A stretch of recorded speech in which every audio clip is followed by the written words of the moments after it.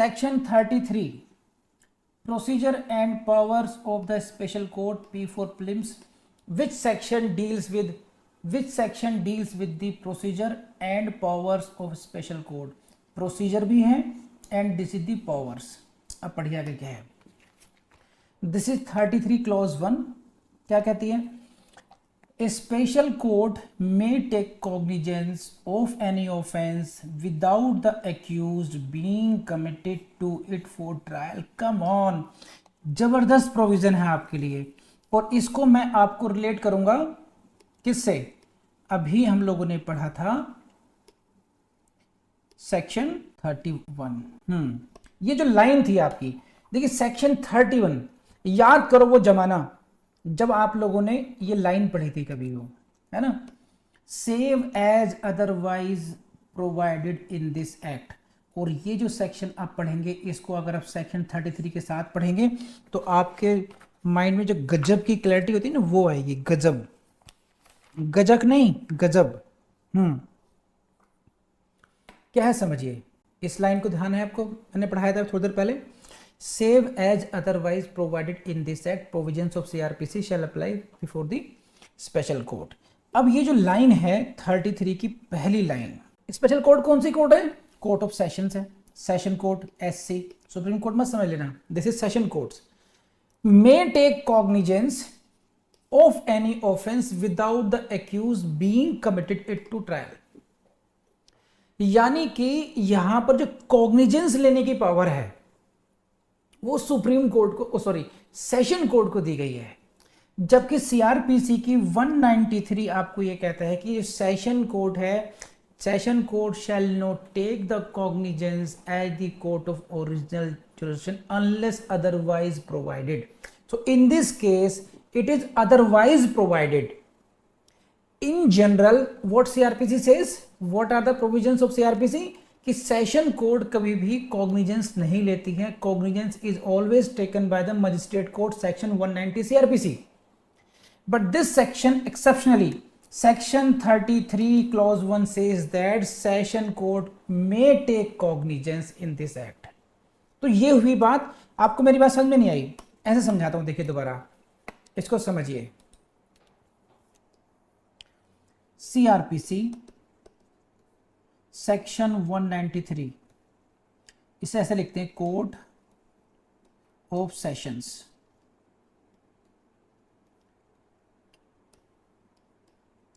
Shell not take cognizance blah blah blah as court of original jurisdiction. लेकिन POCSO section 33 says what, it can take cognizance. तो ये हुआ otherwise provided. Section 33 POCSO act permit करता है, जबकि section 193 ने मना किया था. इसीलिए सेक्शन 32 की ये लाइन है. अब आपको अच्छी तरीके से समझ में आएगी. 31, ये जो लाइन थी पढ़िए इसको दोबारा. Save as otherwise provided in this act, like for example under section 33, provisions of CRPC shall apply to the proceedings before the special court. तो मैं 33 पढ़ा रहा था, लेकिन 32 का रेफरेंस आ गया कि CRPC के प्रोविजंस अप्लाई होंगे स्पेशल कोर्ट की प्रोसीडिंग्स में. जो विशेष न्यायालय है पोक्सो कोर्ट का, उसके सामने उसकी प्रोसीडिंग्स में CRPC अप्लाई होगी.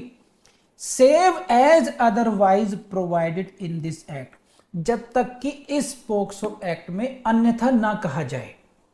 तो सीआरपीसी के प्रोविजन जो 193 के अदरवाइज यहां पर कहा गया है कि सेशन कोर्ट यानी कि स्पेशल कोर्ट कहो या सेशन कोर्ट को, बातें क्यों होगी, स्पेशल कोर्ट में take cognizance without the case being committed to it.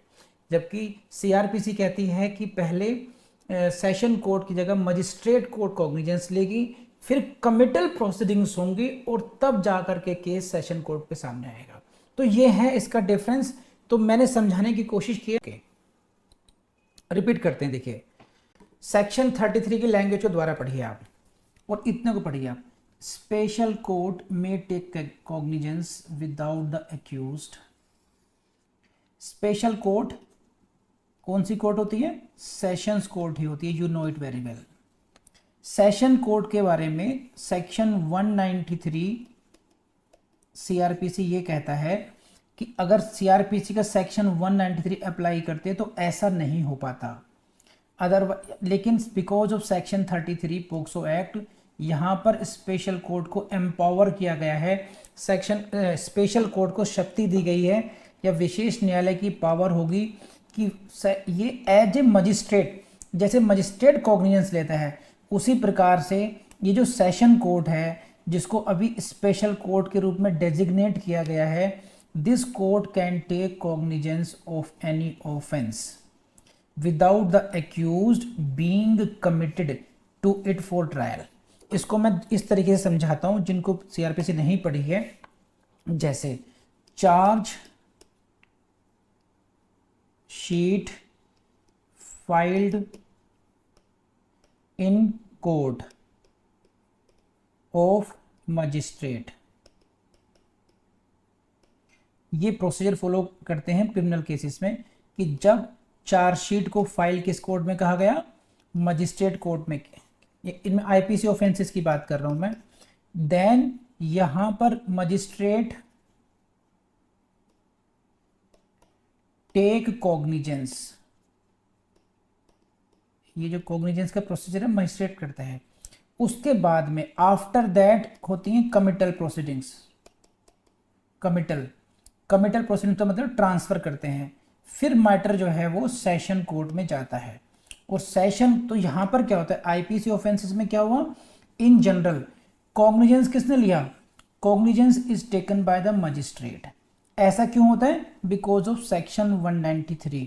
Section 193 says session court shall not take cognizance as original court of jurisdiction. ये बात करती 193। ये बात समझ आ गई चौधरी नहीं कि जनरल रूल ये है कौन सी कोर्ट लेती है cognizance? Magistrate takes cognizance. Whether session court take cognizance और not, in general session court does not take cognizance. वो तभी कॉग्निजेंस लेगी जब सीआरपीसी में स्पेसिफिकली ये कहा गया हो, जैसे 199(2) है या किसी अदर एक्ट में परमिट किया गया हो। This is the general rule. Cognizance is never taken save exceptional conditions. अपवादों को छोड़ करके सामान्य नियम यही है कि session court does not take cognizance. ये हुआ general rule as per CrPC. But POCSO act says, section 33 says कि special court may take cognizance, special court में टेक कॉग्निजेंस। जबकि स्पेशल कोर्ट कौन है? This is session court. Session court होने के बावजूद भी जो काम मजिस्ट्रेट करता है वही आप करोगे। You will have to take the cognizance. तो ये जो चार्जशीट फाइल होगी पोक्सो की, जो पोक्सो की जो पुलिस रिपोर्ट है सेक्शन 2R 173 क्लॉज 2 की जो रिपोर्ट है, that will be filed directly in the special court. It will not be filed in the magistrate court कि वहां से कमिटल होकर के आएगा, क्योंकि पोक्सो के लिए एक विशेष न्यायालय बना दिया गया है। तो फिर पोक्सो की जितनी भी कार्रवाई हैं वो सारी पोक्सो कोर्ट में ही होंगी। इसे पोक्सो कोर्ट कह दीजिए आम भाषा में, या हम लॉ कहता है इसको special court for the POCSO act. Very very important, please see this. Special public prosecutor, special public prosecutor साहब कौन से हैं? ये जिनका अपॉइंटमेंट कौन से सेक्शन में हुआ था? सेक्शन 32 में हुआ था। किसने किया था? एसजी ने किया था, स्टेट गवर्नमेंट ने किया था। क्या एक्सपीरियंस था इनका?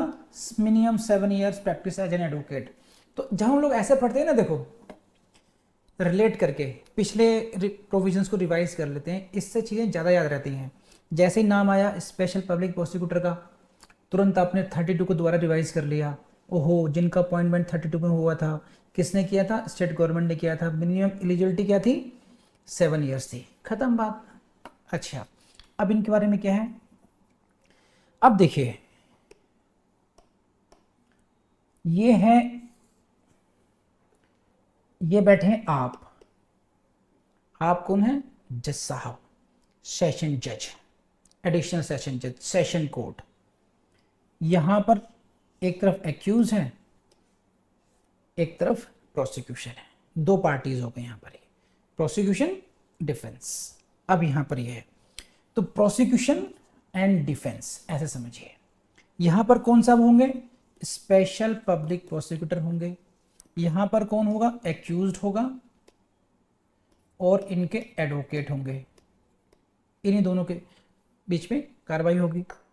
अब यहां पर कहीं जब बच्चे की गवाही भी आएगी, बच्चा यहां पर आएगा, या बच्चों को कई बार जैसा आप अपने साथ ही बिठा लेते हैं, ये अब ये गवाही हो रही है, तो इस संदर्भ में क्या क्या नियम है वो आपके सामने आएंगे, और वो बहुत इंपॉर्टेंट है आपको जानना। एक्सप्लेन मैं करता हूं अभी, पहले एक बार पढ़िए देखिए। द स्पेशल पब्लिक प्रोसिक्यूटर और एट द केस में भी counsel appearing for the accused, means दोनों पार्टीज के लिए बात की गई है। Special public prosecutor and the defence counsel, you can say like this, shall क्या करेंगे, मैंडेटरी है इनके लिए, while recording the examination in chief, cross examination और री एग्जामिनेशन, जब वो एग्जामिनेशन इन चीफ कर रहे होंगे, या क्रॉस एग्जामिनेशन कर रहे होंगे, या री एग्जामिनेशन कर रहे होंगे, किसका, चाइल्ड का। तो ये कब की बात कर रहे हैं, जब एग्जामिनेशन इन चीफ हो रहा होगा, जब क्रॉस एग्जामिनेशन हो रहा होगा, जब री एग्जामिनेशन ऑफ चाइल्ड का हो रहा होगा। अब इसी को बात समझिए। मैं मान के चलता हूं कि आपने एविडेंस एक्ट अभी जीवन में कभी पढ़ा ही नहीं है, उस स्थिति में समझाता हूं एग्जामिनेशन चीफ क्या है। देखिए ये रहे पीपी साहब, पीपी साहब किसके एडवोकेट हैं, जनरली इन कॉमन सेंस बात करें, कॉमन पैरेलल से बात करें तो बच्चे के एडवोकेट हैं। प्रोसिक्यूटर, ये जो चाइल्ड है, ये चाइल्ड है, प्रोसिक्यूशन विटनेस है, तो prosecution witness will call, prosecution will request this child be called as a witness, इस बच्चे को गवाह के रूप में बुलाया जाए। तो जब ये बच्चा कोर्ट में अपीयर होगा तो इससे फिर क्वेश्चनिंग होगी, इसे कहते हैं एग्जामिनेशन ऑफ द विटनेस। हाँ बेटा आपका नाम क्या है, हाँ बच्ची आपका नाम क्या है, पापा का नाम क्या है, अच्छा बताओ क्या हुआ था, आपके साथ क्या हुआ था, फिर क्या हुआ था। तो ये जो फर्स्ट लेवल की क्वेश्चनिंग हुई, इसको बोलते हैं हम लोग एग्जामिनेशन इन चीफ। ठीक, अब एग्जामिनेशन इन चीफ जितना होना था वो लिखवा दिया गया। अब जो एक्यूज है वो सुन रहा है, उसके एडवोकेट हैं सुन रहे हैं कि बच्चे ने क्या क्या कहा, then they want to put certain questions to this child, कि इस बच्चे को उनका जवाब देना है, सो दैट सच और झूठ की बात सामने आए, उसे बोलते हैं क्रॉस एग्जामिनेशन।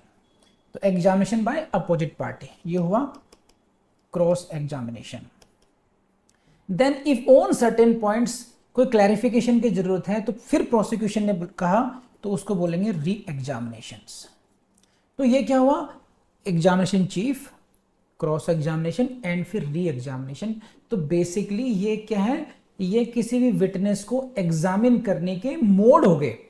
पहला हो गया एग्जामिनेशन चीफ हुआ, फिर हुआ क्रॉस एग्जामिनेशन, फिर हुआ री एग्जामिनेशन। तो ये जो सेक्शन है 33 क्लॉज सेकंड है, ये उसी सिचुएशन को डील कर रहे हैं। अब पढ़ो दोबारा, स्पेशल पब्लिक प्रोसिक्यूटर और कौन, defence advocate, council for the accused. कौन सी स्टेज की बात कर रहे हैं, while recording what, examination in chief, cross examination and re examination of the child.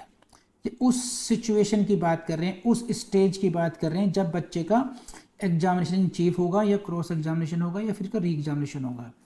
तब क्या होगा, शैल, दे शैल communicate the question to be put to the child to the special court। ये है P for prelims। यहां से क्वेश्चन आपका बनता है communicate the question to be put to the special court। देखो क्या है, जो बच्चे से क्वेश्चन करना है इसको आप इस तरीके से समझिए मेरे इसमें, कि जैसे मान लीजिए बच्चा मेरे पास में बैठा हुआ है, यहाँ पर मैं एज्यूम करता हूँ कि मैं ही स्पेशल जज हूँ, यहाँ पर स्पेशल कोर्ट हूँ, और बच्चा यहाँ बैठा हुआ है, और आप हैं प्रोसिक्यूटर, और आप में से ही कोई है डिफेंस काउंसिल। तो इन जनरल क्या होता है, पीपी साहब डायरेक्ट क्वेश्चन करते हैं, हाँ भी बताओ क्या हुआ। तो public prosecutor put questions directly to the witness and witness answers and then the जज give dictation and that is what recorded by the steno. जो पब्लिक प्रोसिक्यूटर हैं वो क्वेश्चंस करते हैं अपने विटनेस से, विटनेस ने जो जवाब दिया उसको जज साहब सुन के समझ करके उसको लिखवाते हैं। फिर जब क्रॉस एग्जामिनेशन होगा, same procedure is followed by the defence advocate, they cross examine, it means they put directly question to the witness, गवाह से बोलते हैं हाँ भाई बता, झूठ बोल रहे हैं, उस दिन ये हुआ था, यही सच है, दबाव में लेने की कोशिश करते हैं डिफेंस जो एडवोकेट होते हैं, काउंसिल होते हैं, और फिर जज साहब उसको लिखवाते हैं। ये है general procedure. In general procedure both public prosecutor and the advocate they put question directly to the witness. So this is the witness,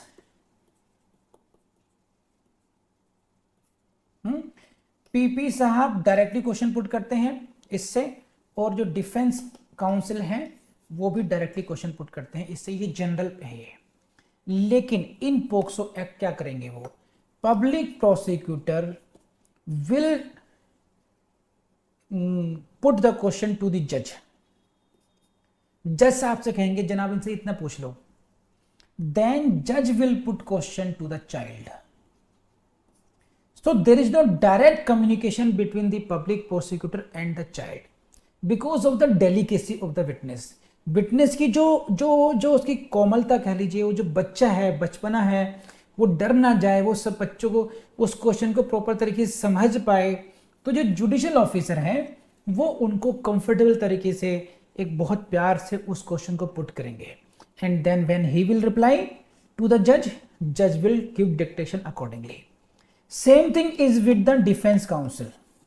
Defense counsel will not put direct question to the child. Defense counsel कहेंगे जनाब ये question पूछिए आप इनसे, you put this question to him, you put this question to him, तो likewise this, तो direct contact नहीं करते हैं so that बच्चे पर कोई भी गलत प्रभाव ना पड़े, वो डर के जवाब ना दे, वो नॉर्मल तरीके से जवाब दे पाए। You should read it again now. Special public prosecutor and the counsel, these both shall communicate the questions, which questions to be put the child, जो बच्चे से पूछे जाने हैं, communicate the questions to the special court, विशेष न्यायालय को communicate करेंगे। कौन से प्रश्न वो करेंगे, वो प्रश्न वो करेंगे जो बच्चे से पूछे जाने हैं। communicate the questions to be put to the child to the special court। अब मुझे लगता है आपको अच्छी तरीके से समझ में आ गया होगा। which shall in turn put those questions to the child। so public prosecutor to judge to child, इस तरीके से क्वेश्चंस होंगे। Defence counsel will put question to the जज देन चाइल्ड। ये सीक्वेंस इसमें बनती है और यहीं से क्वेश्चन आएगा which out of the following, which out of the following is correct. इस तरीके से क्वेश्चन बनेंगे आपसे। Now come to third, clause third. बहुत सिंपल सा है, मैं कल पढ़ के आगे बढ़ूंगा। देखिए, स्पेशल कोर्ट में इफ कंसिडर्स नेसेसरी, अगर आवश्यक लगेगा तो permit frequent breaks for the child during the trial. Trial में के टाइम पे फ्रीक्वेंट ब्रेक दे सकते हैं उसको। आगे बढ़िए, बस कुछ खास नहीं समझाना इसमें। हाँ, special court shell create a child friendly atmosphere. ये जो विशेष न्यायालय है, बच्चे को चाइल्ड फ्रेंडली एटमॉस्फेयर बनाया जाएगा। कैसे बनाएंगे देख लीजिए। कोर्ट में प्रैक्टिकली ऐसे ही होता है, उसको बहुत कंफर्टेबल करते हैं, उसको टॉफ़ी खिलाएंगे, उसके साथ खेलेंगे। जज साहब भी कहते ले ले ले ले बच्चा, हाँ क्या नाम है बच्चे का, ओ बेटा यहाँ मालूम कहाँ आए हो आप, कोई बात नहीं पानी मंगाओ बेटा, कॉफ़ी चाय टी क्या मंगाओ, खिलौने, अरे बच्चे के लिए गन लेकर आओ। सारी टैक्टिक्स यहाँ पर प्ले करनी पड़ती हैं so that A child friendly atmosphere. क्योंकि बच्चा कितने साल का, 2 साल का, बच्चा कितने साल का, 3 साल का, उसको क्या पता कौन से लोग अजनबी यहाँ पर आ गए, तो ये सब करना पड़ता है। तो किसकी ड्यूटी है ये, special court shell create a child friendly atmosphere, ऐसा करना पड़ता है। और क्या करना पड़ता है ये देख लीजिए, यहां से क्वेश्चन आएगा प्रीलिम्स में। देखिए क्या, by allowing a family member, a guardian, a friend or relative in whom the child has trust or confidence to be present in the court, और ऐसी स्थिति में उनको प्रेजेंट करने के लिए अलाउ कर दिया जाता है, ठीक, कि ताकि उसका कोई बच्चे का कोई परिवार में बच्चे के परिवार का कोई सदस्य हो, कोई गार्जियन हो, कोई दोस्त हो, रिलेटिव हो, ताकि वहां बैठ करके कंफर्टेबल रहे। अक्सर ऐसा भी होता है कि फिर एक जो वुमेन कमीशन की तरफ से है या डीएलएसए की तरफ से है कि स्पेशल काउंसिल होती हैं, लेडी काउंसिल होती हैं, वो साथ में बैठती हैं, सो दैट अगर वो जवाब नहीं दे पा रहा है चाइल्ड तो उससे कान में पूछती है, हाँ क्या कहना है बेटा, तो घबराओ मत ना। वो कहता है गंदी बात करिए, सर कह रहे हैं गंदी बात करिए। इस तरीके से चीज़ों को सामने लेकर आया जाता है, ठीक है, इस तरीके से। तो यहां से क्वेश्चन आपको आएगा कि वेदर फैमिली मेंबर और ए रिलेटिव और दिस कैन बी प्रेजेंट और नॉट। तो यहां पे संभावना क्या है, यहां पर यह संभावना है कि मैनिपुलेशन हो सकता है, विटनेस हो सकता है वो उतने फ्रीक्वेंटली, जैसे मान लीजिए क्या होगा, कौन विटनेस है, नूरजहां। नूरजहां के किस दिन रूह आ जाएगी भाई साहब मेरे ख्वाब में एक दिन कि आपने मुझे बहुत बुलाया है।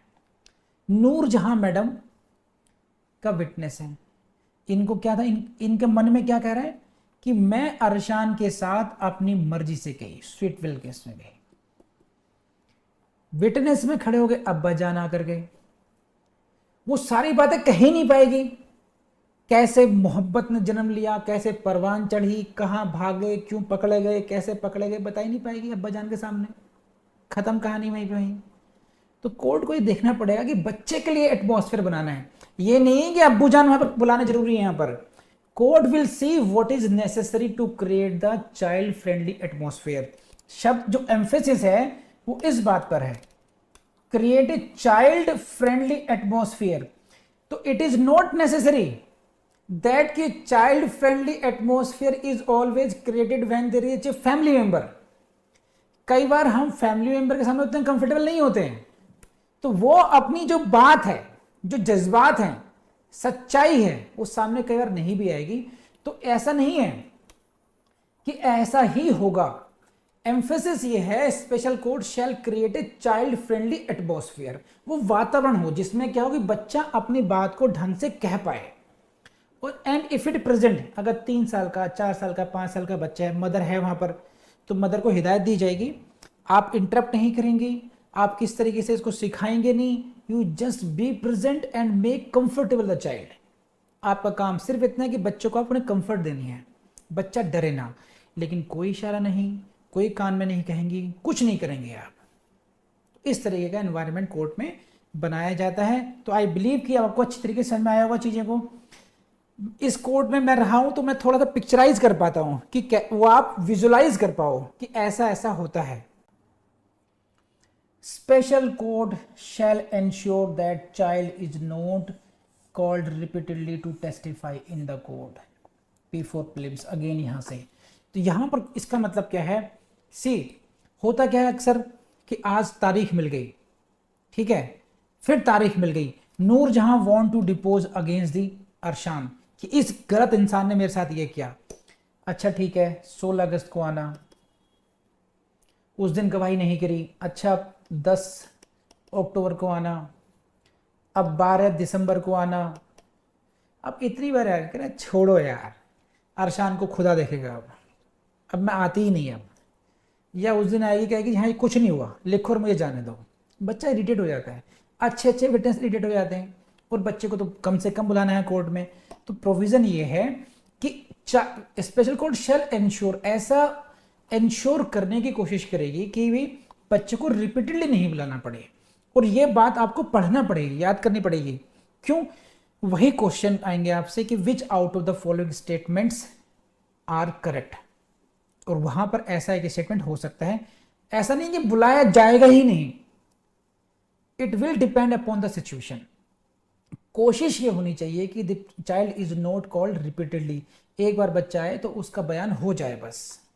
6, special court shall not permit aggressive questioning और character assassination of the child, very important, and ensure that dignity of the child is maintained at all times during the trial।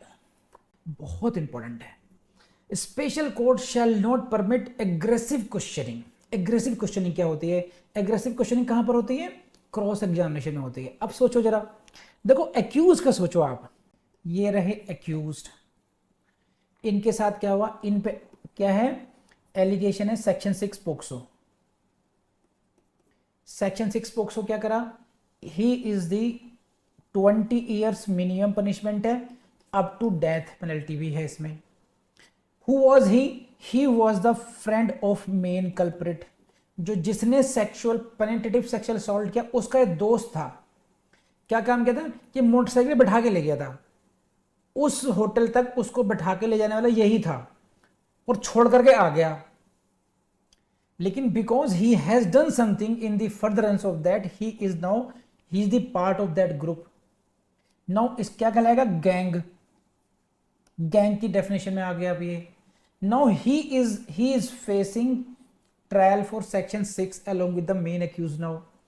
अब क्या है, now presumption goes against him कि it shall be presumed that he has committed this act, he will have to prove his innocence।